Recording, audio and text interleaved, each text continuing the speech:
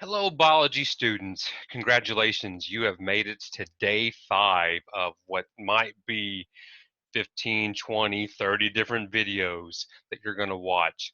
This is the video for Friday, April 3rd, 2020. I'm going to cover a last bit of new information, and then I'm going to tie it all together in a weekly summary and kind of get us started on what we're going to be covering next week. So in the previous video, the one before this one, I talked about cellular respiration, the process where organisms like us, we eat nom nom the food and then break it down into ATP. But we're not the only ones that use glucose. We're not the only ones that make ATP. Plants do it, animals do it, fungi do it, and protists do it. And depending upon the type of organism, they might use that glucose in different ways to make ATP in different situations. Now, when we do it, we do cellular respiration, but these alternative ways of accessing the energy in glucose, one of them is called fermentation, which is probably something that you've heard before. It's a process that other organisms can use. And in fact, we actually do a type of fermentation, but the whole point is to produce small amounts of ATP when, I don't know, maybe the ideal situation isn't there. So when we do it, we need oxygen gas there to make lots and lots of ATP. If you require oxygen to do something, like any kind of process, we call that process an aerobic process. Aerobic processes require oxygen. Think of aerobics, the type of exercise where you do this and you go, Well, that requires oxygen because we are constantly moving our bodies. We bring in so much oxygen gas to produce ATP, which is then going to be used by our muscles and our other parts of our body to keep us going through that strenuous activity with our little leg warmers and our headband. So that's an aerobic process. You require oxygen. But some processes don't require oxygen. One of those is something called lactic acid fermentation. Look at this cute, chubby dog. He's so chubby. Well, when you have very, very low amounts of oxygen, uh, our bodies will kick into this alternative method of accessing the energy in glucose to make ATP. It's called lactic acid fermentation. You've probably heard of it before because if you're an athlete, at some point you've been told that your soreness is caused by a buildup of lactic acid. Well, what happens is that your body, as it's working out, maybe you're not really used to working out at all, or you haven't worked out in a while, when you start exercising and you bring in oxygen, maybe you're not bringing in enough oxygen to meet the demands of your muscles. So your body kind of panics and goes into this alternative energy accessing pathway. It will take glucose and break it down inefficiently and make two products. It will make lactic acid and ATP, very, very small amounts of ATP. When you look at normal cellular respiration, one glucose can be turned into 36 ATP. But here, one glucose is broken down very, very inefficiently in a panic, and you produce two ATP, and that's a big difference. But you also produce a byproduct called lactic acid, and that's what causes the muscle soreness when you haven't worked out in a while or ever, as in the case when I was in 7th grade and I did off-season football for the first time. I could not move for an entire week. It was so painful. Had problems even sitting on the toilet, but you didn't know that. Anyway, this dog is probably going to be sore. He's not going to move the day after because he's fat and he's probably has been using his muscles in a while. But we're not the only ones that do this process. Bacteria, and when you make sauerkraut, the sauerkraut is made because bacteria that are naturally on the cabbage, which is delicious, they will break down the sugars inside the cabbage and produce the lactic acid, which produces the sour taste that you find in it. But they also can do it in yogurt. So any type of yogurt that you've eaten has undergone lactic acid fermentation, and the lactic acid is what gives it that sour flavor. But that's one type of fermentation. That's when oxygen's low. There is a second type of fermentation, which happens to be my personal favorite. And it's called alcoholic fermentation. Now, I know what you're saying or thinking. Mr. Pham just admitted that he's an alcoholic and he loves alcohol. Not what I'm saying. What I'm saying is that this process, alcoholic fermentation, is used to make one of my favorite foods. This is my favorite process of the two lactic acid or of the two fermentation pathways because it happens to make one of my favorite things ever. It is used to make bread. See, what happens is that when you make bread, you mix flour, you mix sugar, you mix milk, and then you mix the organism yeast into it. Now, yeast is a fungus, and that fungus is going to take the sugars inside the dough. It's going to start breaking it down. It's going to produce carbon dioxide as a byproduct, and that carbon dioxide gas makes the bread rise. And that's what you see there. You see that this bread is expanding. On this other thing, this unidentifiable liquid, you see that yeast is causing the bubbles inside it. I don't know what that liquid is. Use your imagination.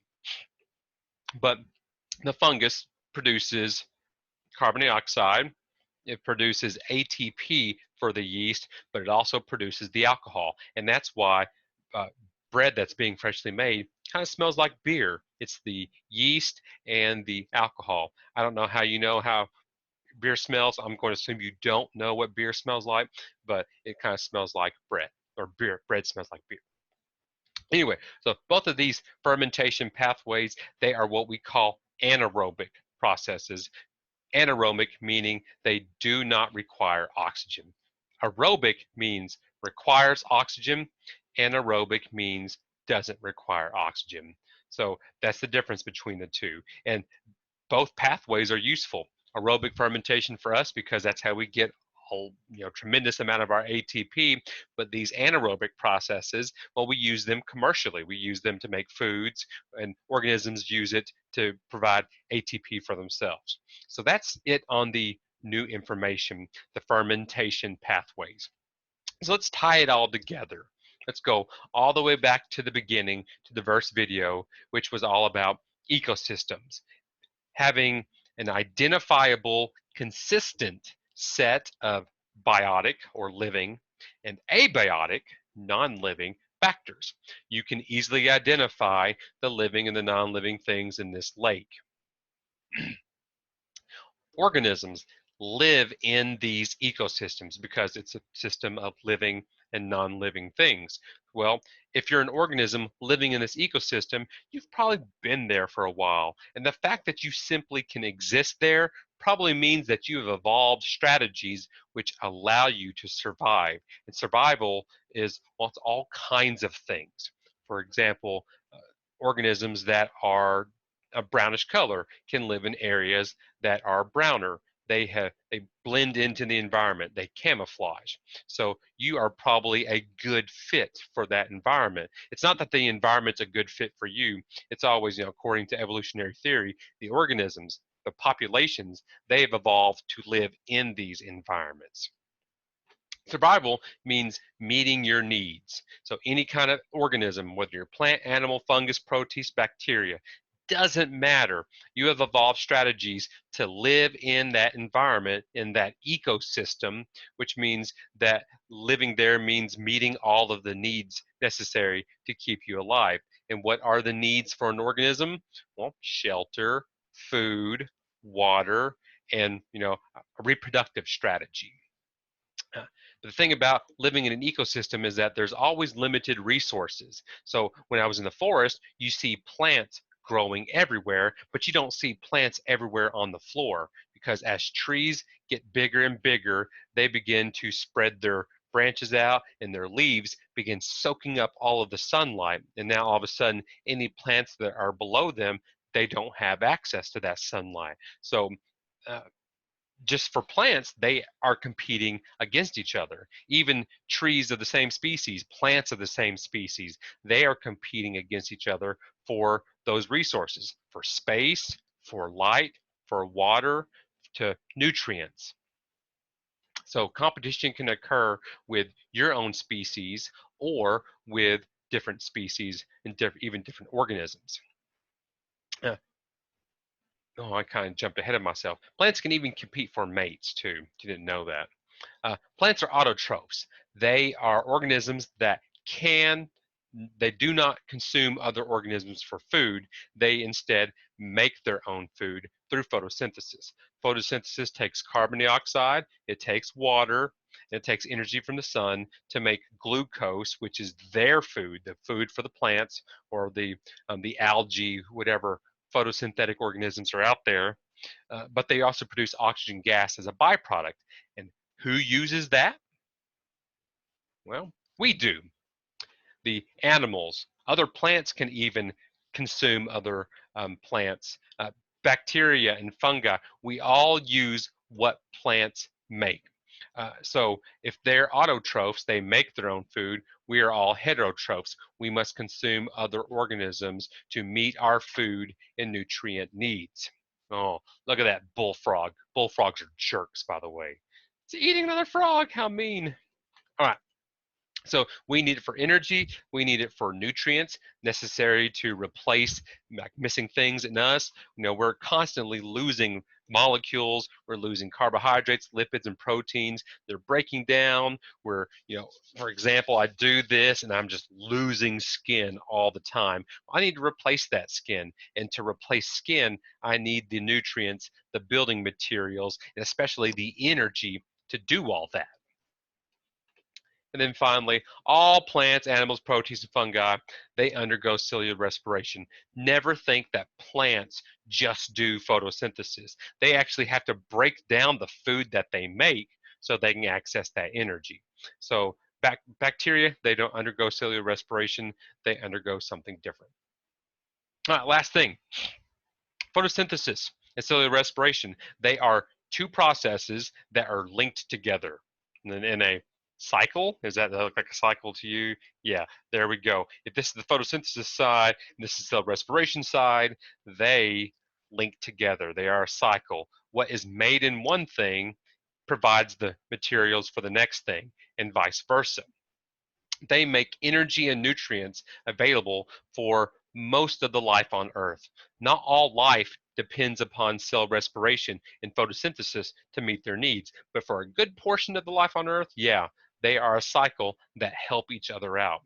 But they are not the only processes that actually cycle nutrients and make stuff available. There are other processes out there that may not even have anything to do with an organism, but eventually leads to the uptake of different nutrients.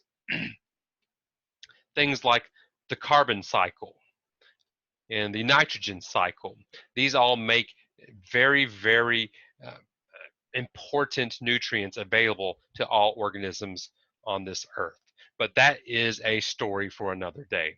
So that is your review for this week. There will be a short assignment for Friday, and it will be on that Google document. So you now have a Google Doc that's going to have 5 different days of assignments. Once you've answered all 5 days, then you turn in the assignment, and then I'll have them graded, and that will be your attendance for this week. Well, that is the first week of what may be a long 9 weeks of videos. I hope you guys are doing okay. Being cooped up like this is probably not ideal. In fact, it's not ideal for everybody. If any of you are struggling, please let me know and I will try and do whatever I can to help you. You can contact me again through email, through Facebook, through Remind 101. You can meet up with me during my virtual hours, Monday through Friday, from 11 to 12 o'clock on Zoom or Google Hangouts. If you need help, please let me or some teacher know. I'm going to be checking up on you. I'll be making phone calls. I'm going to send emails if I need to, but I really would like to see you guys because this kind of sucks. And I didn't become a teacher just to speak to you through a video. I like the interaction.